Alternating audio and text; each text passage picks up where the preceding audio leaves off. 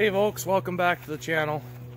Today I want to talk to you about feeders, how you can build some yourself for practically nothing to very cheap, that work just as good or in some cases better than anything you can buy out of the store.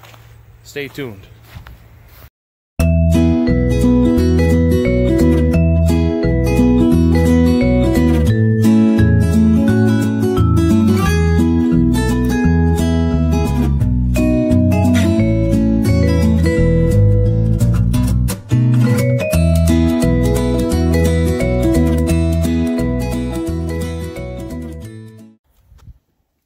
First feeder I want to show you is a simple trough grain feeder.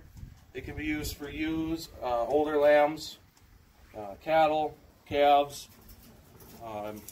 This one's 8 feet long. It's easy to make them 8 feet long because most materials are 8 feet long. It's a simple A-frame design with a ledge to set your trough on. These legs are, just in case anybody's wondering, 28 inches long, and from the ground up to this bottom part is about 13 inches, and then up to the top of the trough is right around 18 inches. I usually like to make the bottom out of just a piece of plywood and 2x4 sides. I usually like to go 18 inches wide, but I had this plank laying around and I just built this one. It ended up being a foot wide, which works fine.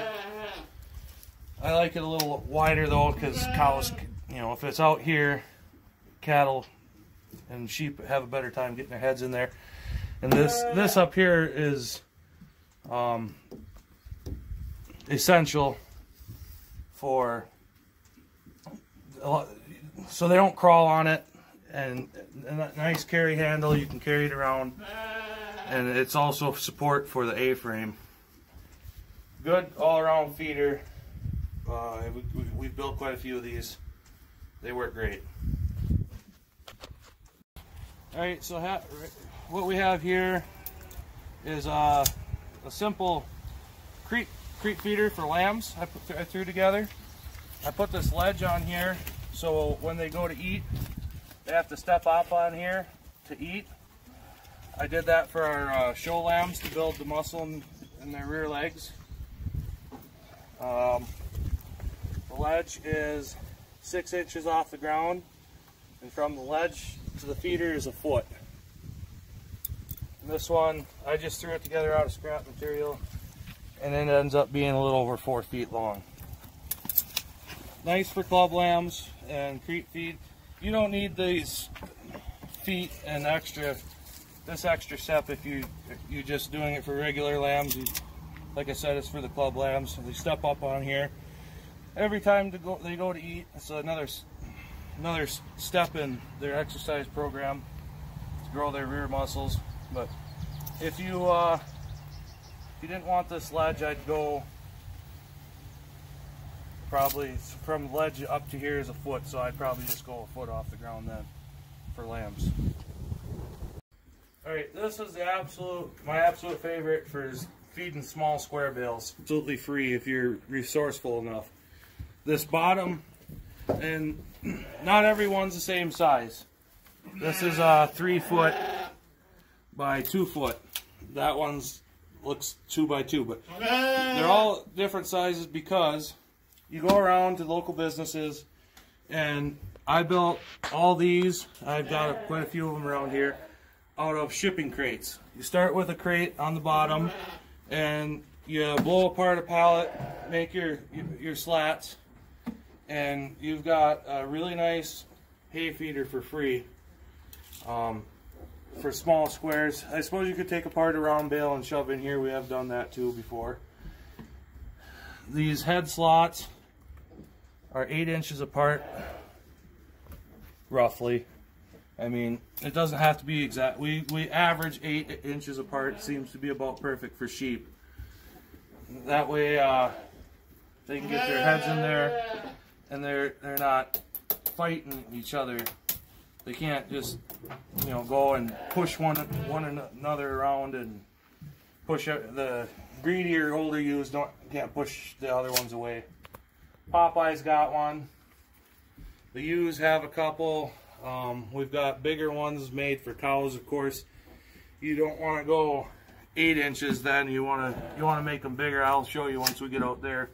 I forget how big the head slats are on those. But they're not really made for cows, more like calves. So these are perfect. They're, like I said, you can build them for pretty much free. The cost of screws. Okay, this is the absolute best way we have found to feed round bales. It is very simple. We built this one out of cattle panels. Premier Sheep Supply sell the same thing basically, but you can build your own a lot cheaper. We just counted 1, 2, 3, 4, 5. You cut it with a bolt cutters. It ends up being about 40 inches wide. And we bale 4x5 round bales, and we have 2, 6, right? 2, 4, 6. 6 of these panels around a 4x5. We had a few 4x4 bales, and we had one less panel, and we just couldn't get it around a 4x5. So 5 will go around a 4x4, and then 6 you're gonna need for a 4x5. We put them together with what are these called? Hog rings or something. Real simple. There's 3 of them. One on the top, one in the middle, and one on the bottom. And then to take it apart, just these snaps. 3 of them. You just take the snaps off. You can open it right up and bring in a new bale, close her back around, and you're done. We also cut holes right about I think 3, right at that 18 inches, same as our feeder over there. 18 inches high. We cut these holes. We just took one slat out randomly. Well, not randomly. One in, hole, one in, hole, one in. And this absolutely is our go-to for feeding round bales. You would think, being that it's like this, they'll just pull it out and waste a lot, but that is not what we found to be the case. I mean, there's some around here on the floor, but not hardly as much as we would have thought. This is how we'll feed round bales from now on. Now, if you have the option or facility to put up a fence line feeder like this, I absolutely recommend it. This is the way to go. You don't have to go in and fight the animals, and your feed stays clean out here most of the time.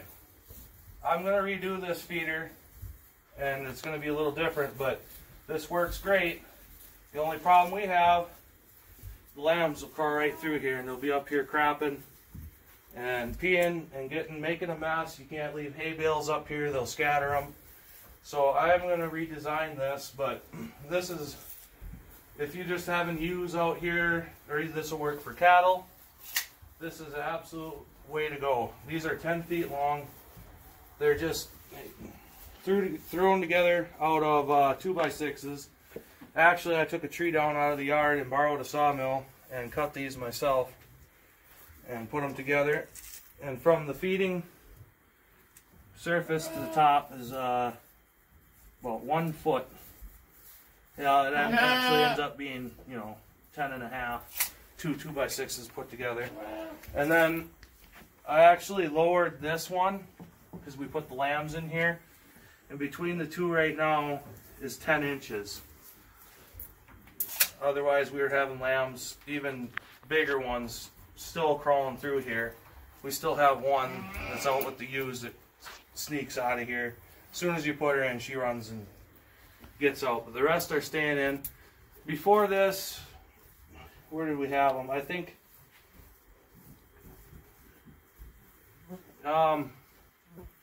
it was maybe 12 inches or 14.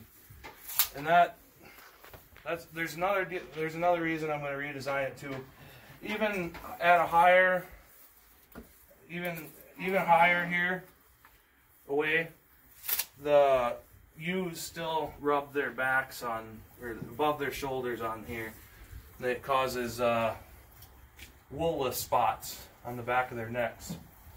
So if you stay tuned, I'll show you the new feeder I'm going to build, but it's going to end up having a trough out here, and it's going to be raised up a little so they don't have to go all the way to the floor.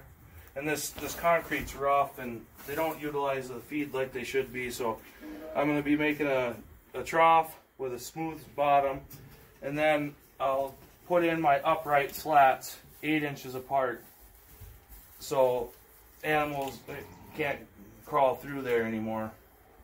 Alright, sorry about the lighting in here, but it is what it is in the barn, kind of dark. Here we have just a 55-gallon plastic drum cut down, not in half, it's about 12 inches.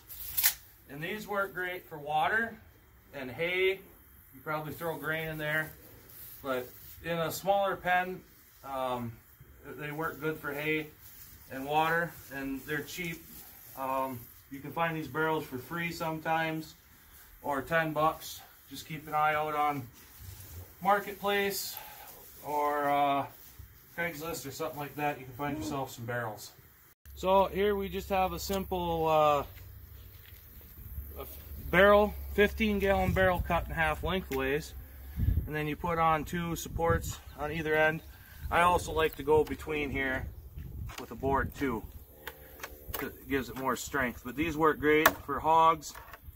I don't like using them for sheep or cows because they'll walk right through it and crap it up, but we actually have them in there for mineral blocks. Works good for mineral blocks. But for pigs, that's the way to go. Now here's another simple design using a barrel cut in half and put together end for end. You like that one? Okay. You just build a framework around it and screw your barrel to it. Then add, like I was talking to, A-frame type legs to it. You don't want to go straight up and down, because then it gets really tippy. But if you kind of do a A-frame, they'll have a hard time flipping it over. Here's just a trough, kind of A-frame design on this one as well. Scrap materials, just throw together, put legs on it, and you got a feeder. Here we have another simple A-frame and a trough feeder. I was talking to you earlier about having the A-frame come up higher and then a board across the top. But you can just do this too. Cows have big heads. It's easier for them to get in there and eat. Here's a couple more of them hay feeders I was talking about. Just found a shipping crate. Here we put skids on this one. Take apart a pallet, make the uprights, and these work absolutely great for hay. Minimal waste. These are awesome feeders. Here's a 55-gallon. I'm making a video over here, guys. 55-gallon cut in half, and I screwed it to the fence line divider here, and I just have loose mineral and blocks in here for the cattle. Over here is another one of them hog type feeders they've buried in their hay that I've got mineral blocks in. Here we have a round bale feeder that I built for cattle.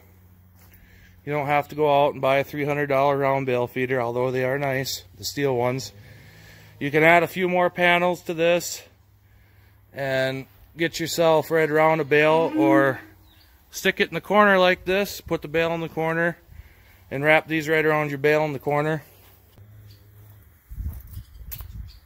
22 inches from the ground up to the bottom of the hole for their heads. And these slats are 14 inches wide. It's 48 inches tall, and I believe 48 inches wide as well. Yep, 48 by 48. Yeah, I just wanted to show you guys some simple feeder designs. You don't always got to go out and spend any money you're trying to make on the farm buying feeders and stuff. You can get her done for free most of the time. You just got to be resourceful. Go around, get pallets, shipping crates. Like I said, the barrels, you cut them in half, they work great. It's not always about who can spend the most money, as long as you're taking care of your animals well. Whatever works good. So just some simple ideas, and we'll catch you later.